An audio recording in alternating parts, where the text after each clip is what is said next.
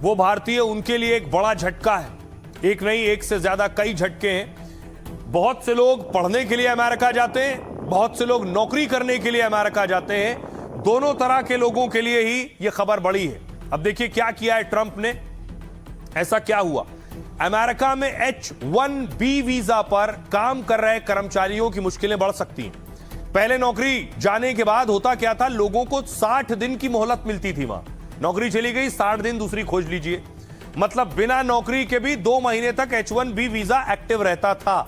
लेकिन अब ट्रंप सरकार 60 दिन की मोहलत खत्म करने पर विचार कर रही है। यानी नौकरी चली गई तो बैग पैक करिए और फौरन वापस। अगर यह लागू हुआ तो नौकरी जाने के बाद अमेरिका में रुकना मुश्किल हो जाएगा। आंकड़ों के मुताबिक इसका असर 5 लाख भारतीयों पर पड़ सकता है। पहले अमेरिकी सरकार H-1B वीजा आवेदकों से 1 करोड़ रुपए फीस लेना चाहती थी, लेकिन 2 हफ्ते पहले हुआ क्या, अमेरिकी अदालत ने इसे लागू करने पर रोक लगा दी। दूसरी तरफ डोनाल्ड ट्रंप सरकार एक ऐसे प्रस्ताव पर भी विचार कर रही है जिसमें अमेरिका में पढ़ाई करने के बाद नौकरी पर पैसे देना होगा। विदेशी छात्रों को नौकरी करने के लिए करीब 1 करोड़ रुपए चुकाने होंगे। यह दावा अमेरिकी न्यूज़पेपर वॉल स्ट्रीट जर्नल की एक रिपोर्ट में किया गया। रिपोर्ट के मुताबिक ट्रंप की यह फीस OPT योजना से जुड़ी हो सकती है। OPT योजना के तहत अमेरिका में पढ़ाई के बाद 3 साल नौकरी कर सकते हैं। 2024 में लगभग 4 लाख विदेशी नागरिक OPT के तहत काम कर रहे थे। यह योजना अमेरिकी कंपनियों में प्रतिभाशाली कर्मचारी रखने का बड़ा जरिया है। आइए खबरों में आगे बढ़ते हैं। तो जो लोग अमेरिका में रह रहे हैं, नौकरी कर रहे हैं, पढ़ाई कर रहे हैं, उनके लिए खबर जरूरी है। अब एक और बड़ी खबर है ईरान से। ईरान के सुप्रीम लीडर से जुड़ी हुई। सही सलामत है मुश्तबा खमनेई। आज पहली बार तस्वीर आई। ये जो हमले हुए, अटैक हुए, इन अटैक्स में बड़े बड़े दावे किए गए। ईरान ने भी अटैक किया। अगली तस्वीर दिखाइए।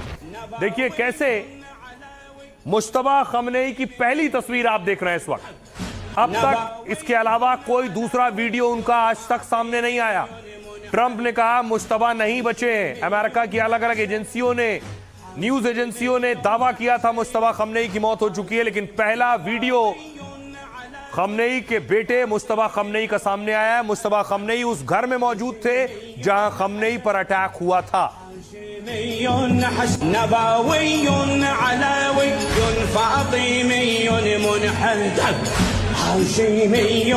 अब ये जो तस्वीर है, अचानक मुश्तबा प्रकट हो गए, सबसे ज्यादा ट्रंप को परेशान करेगी। देखिए कैसे ये तस्वीर आप देख रहे हैं। ट्रंप के लिए भी यही परेशानी का सबब है। अली खमनेई की मौत के बाद जब से मुश्तबा ईरान के सुप्रीम लीडर बने, तब से अभी तक ईरान के किसी सार्वजनिक कार्यक्रम में वो नजर नहीं आए। यहां तक कि उनके पिता अली खमनेई के जनाजे में भी वो दिखाई नहीं दिए। इसी वजह से अमेरिका इजराइल मीडिया ने उनकी गंभीर हालत का दावा कर दिया। इजरायली मीडिया ने तो यहां तक दावा कर दिया कि मुश्तबा मरने वाले हैं। इजराइल के इसी दावे के बीच मुश्तबा का नया वीडियो सामने आया।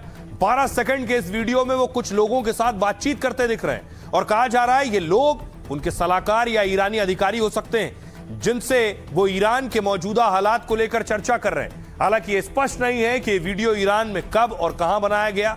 मुश्तबा खमनेई का वीडियो ईरानी न्यूज एजेंसी मेहर ने जारी किया है। साफ तौर पर इस वीडियो ने उनकी सेहत पर अटकलों को खत्म कर दिया है। दरअसल फरवरी में US इजराइल के हमले में ईरानी सुप्रीम लीडर की मौत हुई थी।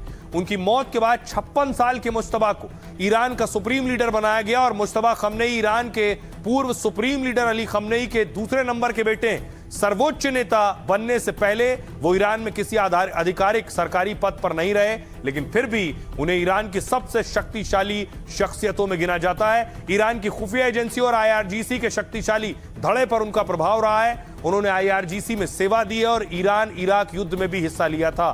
फिलहाल वो ईरान के सुप्रीम लीडर हैं और उनका एक नया वीडियो सामने आया। खबरों में आगे बढ़ते हैं। इस बीच इधर मिडिल ईस्ट में जो जंग चल रही थी, लग रहा था खत्म हो जाएगी। ईरान और इजराइल की खत्म हो गई, लेकिन एक और शुरू हो गई। डील होते ही टूट गया रक्षा सौदा। सऊदी अरब के साथ रक्षा सौदा किया, देखिए किसने। शहबाज शरीफ यानी पाकिस्तान और तुर्की ने कि भाई तुम्हें कोई मारेगा, हम खड़े हो जाएंगे तुम्हें बचाने के लिए। तुम्हारे ऊपर एक मिसाइल आएगी, हम टूट पड़ेंगे। इस तरह का एग्रीमेंट, रक्षा समझौता तो हो गया, लेकिन फाइल भी साइन हो गई। समझौते के फौरन बाद अटैक हो गया। पाकिस्तान में ब्रेकिंग चल रही थी, ईरान ने समझौते पर आपत्ति जताई। ईरानी पार्लियामेंट की national security and foreign policy committee के रुकन इब्राहिम रजाई ने कहा है कि नया दिफाई मुआहिदा सऊदीया की हिफाजत के ज़माने। अब देखिए, पाकिस्तान बड़ी बड़ी ब्रेकिंग चला रहा था, इधर सऊदी अरब पर अटैक हो रहा था। हूती ने हमला कर दिया सऊदी पर, लेकिन हूती के हमले के बाद सऊदी अरब को बचाने न पाकिस्तान आया और न तुर्की आया।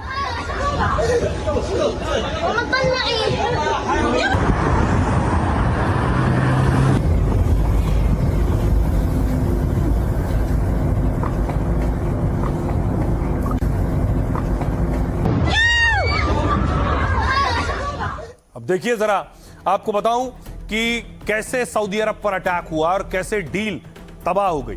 कुछ इस तरह के हमले सऊदी अरब पर हुए। शुक्रवार को मक्का में पाकिस्तान, तुर्की, सऊदी में रक्षा समझौता हुआ। इस समझौते को मक्का ज्वाइंट डिफेंस पैक्ट नाम दिया गया था, जिसके मुताबिक तीनों देशों में किसी एक पर सशस्त्र हमला होता है तो उसे तीनों देशों पर हमला माना जाएगा और मिलकर जवाब देंगे। तीनों सुन्नी मुस्लिम देशों के इस गठजोड़ को इस्लामिक नेटो भी कहा जा रहा है, लेकिन इस डिफेंस डील के समीकरण सिर्फ 48 घंटे में ही ढेर हो गए। आज जब ईरान समर्थक हूती विद्रोहियों ने सऊदी अरब पर ड्रोन अटैक कर दिया तो तुर्की की तरफ से किसी तरह बड़ी प्रतिक्रिया किसी तरह की अब तक सामने नहीं आई। दूसरी तरफ पाक की तरफ से भी किसी तरह के एक्शन का दावा नहीं हुआ। इस हमले को लेकर अब पाकिस्तान ने कोई कड़ी प्रतिक्रिया तक अब तक नहीं दी है। इसी वजह से सऊदी, पाक, तुर्की की यह डील सिर्फ कागजी मानी जा रही।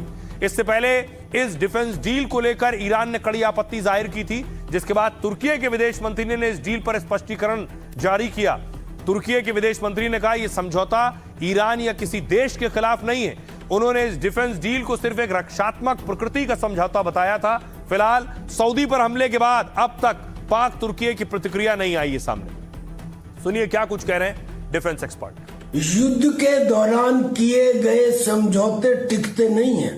पाकिस्तान ने भी सऊदी अरेबिया के साथ डिफेंस पैक्ट किया था।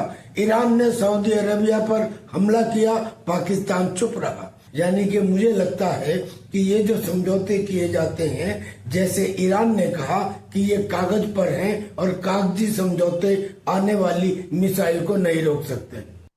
राइट, अब बारी है लाइफ का फंडा की। क्या है खास, आपको बताता हूं। बहुत से दर्शकों ने कहा बहुत दिन से लाइफ का फंडा नहीं बताया। दो पल के गुस्से से सुंदर सा रिश्ता बिखर जाता है। होश जब आता है तब तक वक्त निकल जाता है। गुस्सा हमारी सोचने समझने की शक्ति खत्म कर देता है, हमारी शारीरिक और मानसिक शांति छीन लेता है। यह उस माचिस की तरह है जो दूसरों को जलाने से पहले खुद को जला देती है। इसलिए इंसान दिन भर के काम से जितना नहीं थकता, उतना वो एक पल के गुस्से में थक जाता है। इसलिए कोई गुस्सा करे या आपको गुस्सा आए तो कुछ बड़ा फंडा अपनाइए। गुस्से में तुरंत कोई प्रतिक्रिया देने के बजाय गहरी सांस लें और ठंडा पानी पिएं।